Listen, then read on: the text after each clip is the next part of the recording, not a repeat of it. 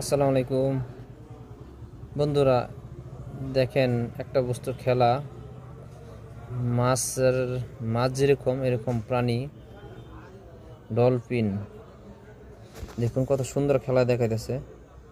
মানুষের যেটা সব বুঝতে পারে। হ্যাঁ, দেখেন কত সুন্দরভাবে খেলা দেখাইতেছে ডলফিন।